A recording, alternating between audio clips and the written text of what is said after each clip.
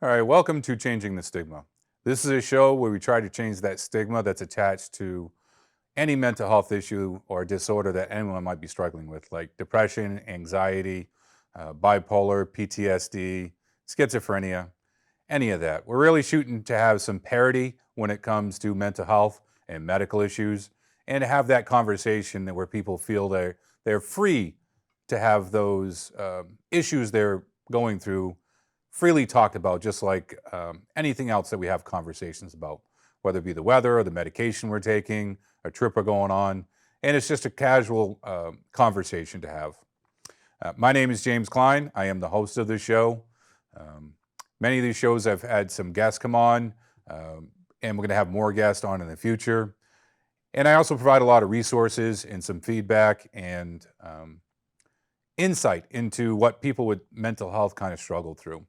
And one of the things I found interesting that happened just a couple months ago was an article that came out showing that the veteran suicide rate was actually much higher than was reported by the VA. Now, not a lot of veterans end up getting services through the VA, so I see how the VA can have a hard way of tracking this. Only about 61% of the almost 2 million veterans in the last 20 years that do get VA services actually get those. And you have almost 200,000 veterans per year being discharged from the military. You also have the older veterans that are passing away, a lot mixed in with the newer ones. So again, generally around 2 million people, give or take, that make up the veteran population here in the United States. So what this study showed was when it comes to veterans and suicide and the rate, the VA has reported it's always fluctuated between 17 and 20, low 20s.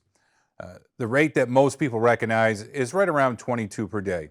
And that's kind of like on my radio show on WSMN, 1590 AM and 95.3 FM on Fridays from 11 a.m. to 12 p.m. I talk about the veterans, I talk about the suicide, and the intro to the show talks about 22, which is the amount of deaths per day by veterans from suicide, because that's what was reported. It also takes about 10 years for the average person to come forward when it comes to mental health. So what I'm here to talk about today is that report that was put out by Operation Deep Dive. They did a study in conjunction with University of Alabama and Duke University, where they went through and tried to gather up all this data information from the states across the country, because they really wanted to see if the average death by suicide by veterans was actually what the VA was reporting. And what they found out, and again, it's only a section of the country, but what they did find out was that the veteran suicide rate is actually much higher.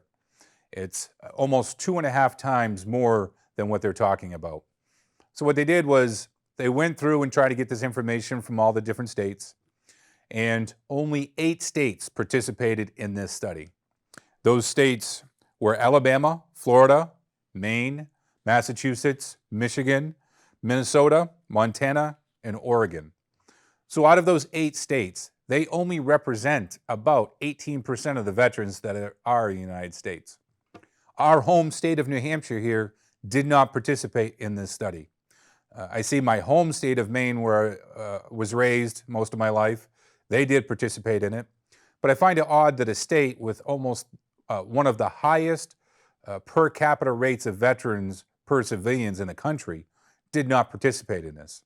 What's also interesting is the states that have the highest population just by sheer volume because of population did not participate in this, like California, New York, and Texas, which has, I think, the highest actual number of veterans across the country. So one of the biggest reasons they didn't participate in this study, I was told and read about, was confidentiality issues.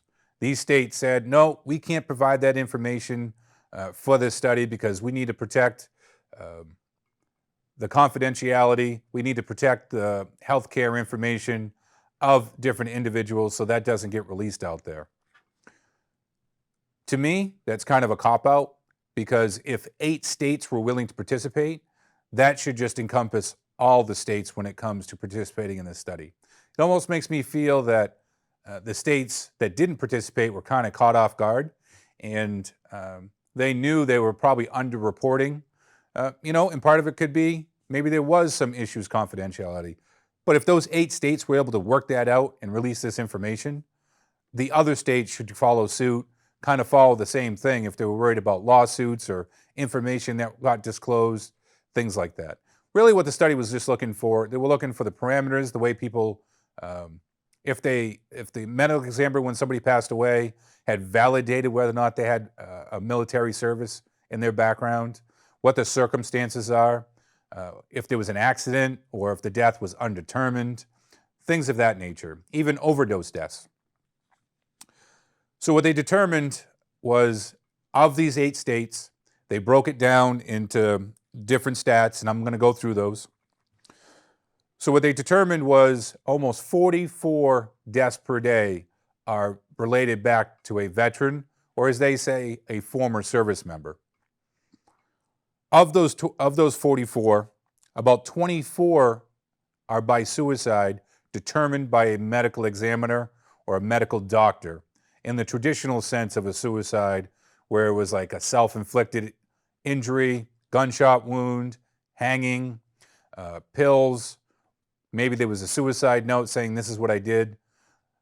Then there was the other 20 that makes up the 44, which they determined that these individuals had military service, and those were determined to be done by accident or undetermined. And most of those came back as overdose deaths. And what I've talked about on the radio and I've talked about on this TV show are examples of veterans that I've personally worked with, stories that I've read about, even veterans telling their own stories of what they've gone through about trying to take their own lives, and they weren't successful at it. So one example I've used before was a veteran that I worked with, and essentially his should be listed as a suicide. I know at the end of the day it's going to be listed as a heart attack, a heart issue, but what ended up happening was he didn't want to live anymore. He felt guilty because his spouse had passed away before him. Don't know why he was still alive. He should be passed along. So he essentially just drank himself to death with alcohol. Because he taxed his system so much by the alcohol, his heart ended up failing, and that's what his listed death was on his death certificate. But what it was a suicide, and it should be accounted as a suicide because, again, just because he didn't write out a letter, he had already expressed that to those people. So that's why when there's deaths, not just for veterans, but anyone in general, a medical examiner should be responsible on kind of creating a report and adding in those circumstances with a death, especially if it's like an overdose. There's chemicals, there's pills, there's illicit drugs that are in the system. They should be putting together a report on what's going on, what could have happened, and kind of what those factors were coming into it, what was going on before this took place. That way we can much more accurately determine what we need to do. Because at the end of the day, if we don't have this data, if we don't have these statistics accurate, we're never going to be able to get those resources. Because those people that have the decision power, that set the agenda when it comes to mental health services, suicide prevention, those people need to see the numbers, they need to see the data, and they need to see that they're spending the money, that it's going towards something to make a change for the positive. If the numbers are kind of low, they're not going to put as much money into it versus if they're much higher. And if we can come up with a way to determine beyond a doubt that it was possibly a suicide, that should be added in there so we can make these changes for the positive. And a lot of it is that suicide prevention. We need to make sure that people that do struggle with depression, anxiety, other mental issues, that are dealing with substance use, that they can feel comfortable raising their hand, come forward, talk to someone. That way they don't end up taking their lives as a way out of whatever pain or discomfort or whatever else they might be going through at that point in their life. Again, these studies were done by the University of Alabama and Duke University. They each had their own parts, gathering the data, putting it all together, sifting it through, figuring out what the circumstances are. So these weren't like run-of-the-mill universities, some university you never heard before, or some private company that might have an agenda. These are well respected across the country, major universities, well respected when it comes into studies and scientific data and putting these together. So there's a lot of validity when it comes to these studies just because of the nature of who ended up doing these. This was also based on veterans between the age of 18 to 64. The reason behind that was that they felt that determined the greatest range and the greatest data points when it came to veterans and suicide versus anybody that was over 64, because there could be other reasons added into it other than back to their service or some mental health issues. They could have more severe medical issues. They're more towards the later stages of their life, things of that nature, especially when the stat is the highest rate of suicide for a section of group or people are white males over the age of 85. All right, some of these deaths, they were included because they were self-harm or they were overdoses. That is a significant change to the way they're looking at it. And again, they did this study based on the standards set by the CDC. So it sounds like there needs to be more training when it comes to medical examiners and the way deaths are determined, not just in every state, but it needs to be across the country. We're all on the same page. There should be a standardized training when it comes to reporting this, following those guidelines from the federal government. I know each state has their own requirements when it comes to it. Some states required having COVID listed on the death certificate if you tested positive. And there was a lot of confusion if you died from COVID or if it was just showing that you were positive and you died from something else. This is something else that could be added onto that death certificate when something like this does happen. What they also did find is that the states that they did do the study in, that their numbers that they reported were off by as much as 25% when reporting back the suicide, the self-injury, and the overdose deaths. And they were could have been mislabeled because they didn't necessarily verify that this person had military service or not at the time of death. They also determined, which I thought was quite interesting, was that a veteran that spends longer in the military, they serve longer, for every year that they serve, it reduced their risk of suicide by almost 2% per year. I thought that was quite interesting to read that. And then I started doing some more research and some more thinking into it, not just my background in the military or my brothers or family members, but also some of the people I work with, some of the coworkers I have, the veteran organization, the VFW that I belong to, the stories that I've heard. Seems like the people that spent, 4+ years, 10, 15, 20 that are retired, they're pretty much kind of squared away with how they've dealt with things. They've had time to process it. They were in an area. So if you stay in the military, you basically are told what to do. You know where to be. It's very structured.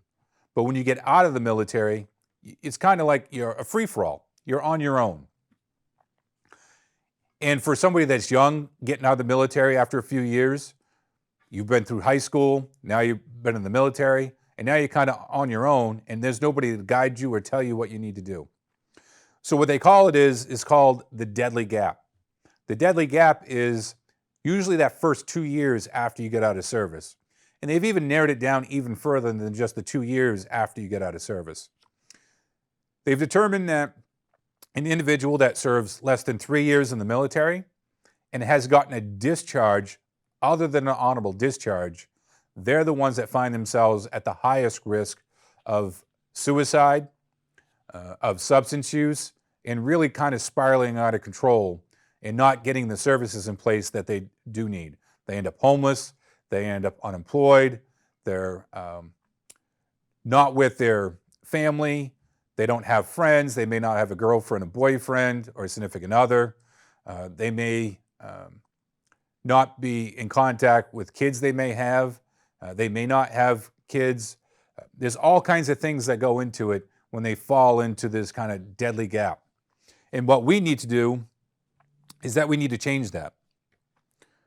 Another factor that plays into this when it comes to those that serve less than 3 years and other than honorable discharge is there's a reason behind that. It could be because they got in trouble. Maybe they got caught with marijuana on base, or they got a DWI. They've been drinking. They didn't show up multiple times when they were supposed to. Whatever the reason was. Another thing that factors into it is that they might get in trouble, what I've talked about on the shows, which is non-judicial punishment or court-martial. Anyone that's been demoted when they were in service, I know my last unit in the Marine Corps, I had a staff sergeant that had been in almost 18 years. Now that's quite a bit of time to be in the Marine Corps or in the military in general, and to still only be an enlisted person at the rank of an E6, a staff sergeant.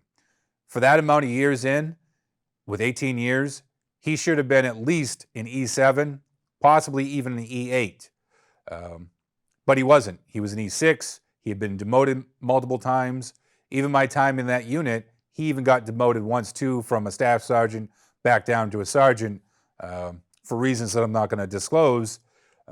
So I can imagine what his life might be after getting out, because he probably ended up retiring. Maybe he got discharged early, and that could have affected him leaving there. Now, can you imagine if you were in the military at a young age, and then by the age of 21, 22, you're discharging after 2 or 3 years, you end up messing up because you end up going out with some of your other fellow soldiers or Marines and having too many drinks, and then you end up staying out in town, you passed out, whatever it might be, and then you show up late to formation, and then you had just gotten promoted from an E3 to an E4, and now you're a corporal or a non-commissioned officer, and then that happens, you get the non-judicial punishment, and they end up taking 2 weeks of pay. They take a stripe from you. From now, you've gone from an E4 down to E3, and that took a year to 2 to get to that point. That can be very demoralizing, especially if you've already told your friends, your family, you were getting more responsibility, your pay was going to increase, and now you don't have that. So that's what ends up happening. So what they're saying is anyone that's been demoted during the military service increases their risk of suicide by almost 56%. Again, this is based on those 8 states and the data that they gained. I'm sure it could change. It could go higher or lower based on if more states had participated and we get a greater section. Really what this is based on 1/5 of the veterans that we do have here in this country. They also determined that the highest risk of suicide by ranch went from the Coast Guard, followed by the Marine Corps, the Army, the Navy, and last was the Air Force. Because the Space Force wasn't in existence when the study was done, this only goes up to 2018, they're not included in these stats. And I'm curious myself, having been a veteran of the Marine Corps and the Army, as to why the Coast Guard would be so high compared to the perception that I have of the Marines and the Army and their type of training. I guess I would have to talk to some folks that were in the Coast Guard, learn kind of things that they go through. To me, I put the Coast Guard in the same category as the Navy. And again, the Navy was on the lower end when it comes to the risk of suicide based on branch. But they also found out that race and gender really was not associated with your risk of suicide. They did determine that the highest number of suicides did belong to white males, but that really didn't factor into it because it was kind of even across the board between gender and race. I already talked about the medical examiners getting more abilities to validate the military records if somebody belonged to the military. And I think we also need to make sure that the VA keeps better records and making sure that they do track all this and, again, come up with a standardized way of how they're going to determine the cause of deaths when it comes to those veterans. Because the VA talks about that suicide prevention is their #1 goal clinically across the country when it comes to veterans. But I don't see it. I'm not getting stuff in the mail. I'm not seeing the ads on TV. I talk to a lot of folks that work at the VA. They're not having those discussions when I discuss with them.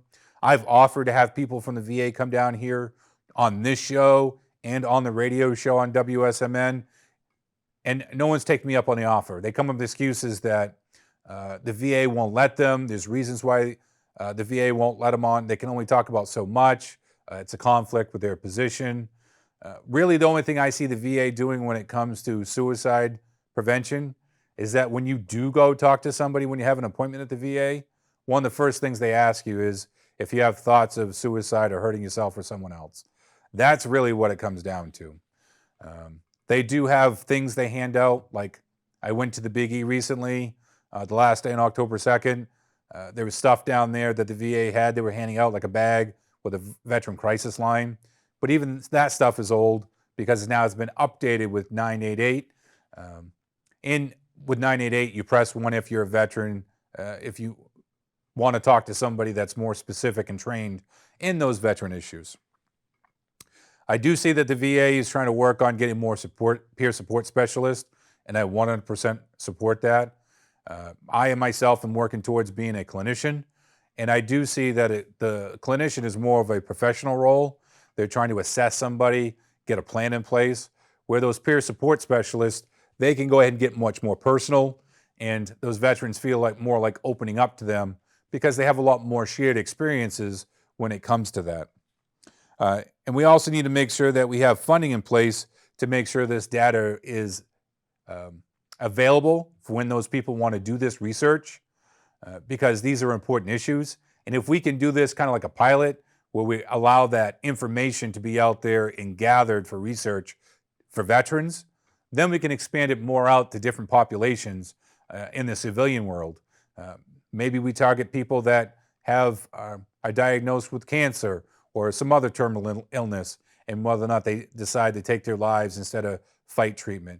Or maybe we do it adolescent children. All these different populations we can come up with to start tracking this a little bit better. And again, we need to follow those guidelines that are put out by the CDC and what they determine that what should be labeled as a suicide. So again, that deadly gap that they talk about, that's really important. We need to do more studies with this information to make sure we ensure those veterans that are getting out under those circumstances aren't just left behind. Really what happens when you're transitioning out from the military, which means you've been in the military and now you're going back out into the civilian world, and you've got to assimilate back into having somebody not telling you what needs to do. You need to find your own job. You need to find your own housing. You need to find your own food. You got to pay your own bills and expenses, get vehicle, things of that nature. The military does have a program set up, TAPS, the Transitional Assistance Program, but there's a lot of gaps. There's a lot of failures when it comes to this program. They do have a new type of program in place now that I recently talked with another veteran in one of my classes at Fordham University, where she just recently got out of the military and kind of went through the revamp process. When I got out, especially back in 1996 out of the Marine Corps, really all you did was show up for a day or two of some classes. They hand you a sheet of paper. You were told to go around to these different parts of the base like accounting, housing. You needed to go to supply. Sometimes you did things like turn in equipment when you went to supply. Sometimes you went to accounting to make sure where your last check was going to go, things like that. And then there were other places where they would just check a box, make a signature, and send you one way and not even talk to you. And I'm sure that still happens today, where a lot of people don't get those resources. But what's happening is the new program is to the point where they show you how to do a job interview, they show you how to do a resume, things of that nature. But what they don't do is they don't make you required before you transition out of the military. There's no requirement for you to show proof that you have a job set up. You don't have to show that you have a letter from an employer, where you're going to be working, what your pay rate's going to be, whether it's full-time or part-time. There is no requirement for you to show that you have an apartment or a letter from your family that you're going to be living with them. There's none of that stuff required in there. And that's where we need to fill this gap. In that first 2 years after these folks are discharged from the military, we need to find out who we're going to have follow up with those veterans. So just a little piece of information to add on to that is when you first sign up for the military, you're signed up for 8 years. Even though it's voluntary, you're still signing up for 8 years. So you can mix it up. You can go in for 6 years active, and then you do 2 years inactive. Or you can do 2 active and then 6 inactive. And when I say inactive, you're part of the individual ready reserve, which means if there's a conflict, you could get called up. Otherwise, once a year, you show up and you just say, hey, I'm alive, I'm breathing, I'm still fit, good to go. If we still require these veterans to do that after they've been discharged of active duty, there's no reason for that first 2 years that we can't find an organization, whether it's the military branch themselves, the VA, service organizations like the VFW, the American Legion, the DAV, maybe the family members. They all need to integrate together to help support those veterans that fall into that deadly gap where they have that less than 3 years of service. Maybe they've been demoted and they have a discharge that's less than an honorable discharge. Other shows will continue to talk about the deadly gap and the rates of veterans with a suicide. And again, we need to change that stigma. So I hope in closing on this show that you were able to take something out of this show. I thank you for watching Changing the Stigma, and so we can have that parity when it comes to mental health. And I encourage everyone to be part of the change around mental health.